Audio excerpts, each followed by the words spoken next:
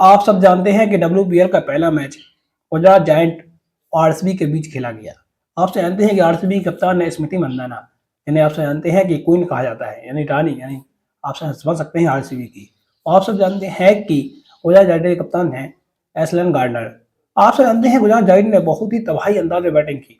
आप सब जानते हैं आरसीबी के बॉलरों को बहुत बुरी तरह से धोया। आप सब जानते हैं कि गुजरात जायंट की कप्तान है अब्दुल एलसन गार्डनर ने। आप सबको पता होगा कि 79 रनों की ताबड़तोड़ पारी खेली 200 के स्ट्राइक रेट से, यानी आप समझ सकते हैं 200 के स्ट्राइक रेट से बैटिंग करना अपने आप में बहुत बड़ी और काबिल तारीफ है। आप जानते हैं ओपनिंग आई बैथ मुनी ने भी 56 रनों की धमाकेदार पारी खेली। आप जानते हैं इन सभी की बदौलत ही गुजरात जायंट ने 20 ओवर में 5 विकेट के नुकसान पर 201 रन बनाए। यानी आप समझ सकते हैं कि 201 रन वुमेन्स प्रीमियर लीग के पहले ही मुकाबले बन जाए तो आप समझ जाएं कि रोमांच कहाँ पर है।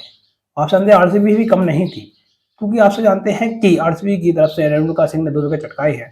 आप समझ सकते हैं गुजरात जायंट के खिलाफ। लेकिन आपसे जानते हैं कि आरसीबी के बल्लेबाजों ने भी तबाही अंदाज में बैटिंग की। भाई आप सबको पता होगा स्मृति मंदाना भले ही 9 रन बना के आउट हुई, लेकिन आपसे जानते हैं एलएस पैरी, जिन्होंने 56 रनों की धमाकेदार पारी खेली और टीम के लिए अहम योगदान दिया। आप समझ सकते हैं कि एलएस पैरी कितनी खतरनाक बैटिंग करती हैं। फिर आइए आपसे जानते हैं कि ऋचा घोष। आप जानते हैं बगैर कीपर बल्लेबाज ऋचा घोष तो तबाही बल्लेबाजी करती हैं, क्योंकि आप सब जानते हैं जब तक वो क्रीज पर खड़ी रहती हैं छक्के चौकों की बरसात होती रहती है।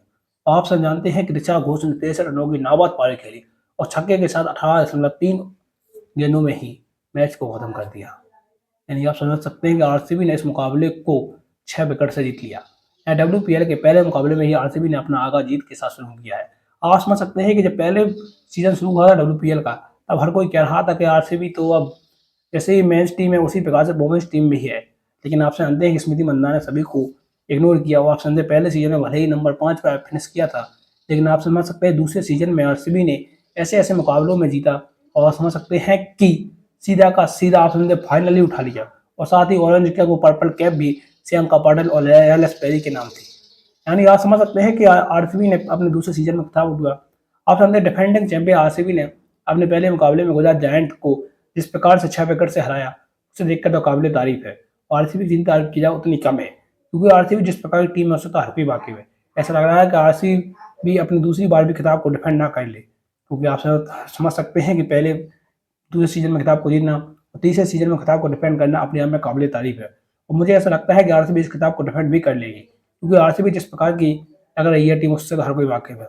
चाहे वो लाइक करें, सब्सक्राइब करें, चाहे जो करें कमेंट करना ना भूलें। क्योंकि मैं ऐसा इसलिए कह रहा हूँ क्योंकि आप सब जानते हैं कि 201 रन का टारगेट चेस करना अपने आप में बहुत बड़ी बात होती है। आप समझ सकते हैं इस मैच में कई रिकॉर्ड बने हैं। आप समझ सकते हैं आरसीबी के लिए सबसे ज़्यादा पार्टनरशिप हुई 83 रनों की तीसरी बार।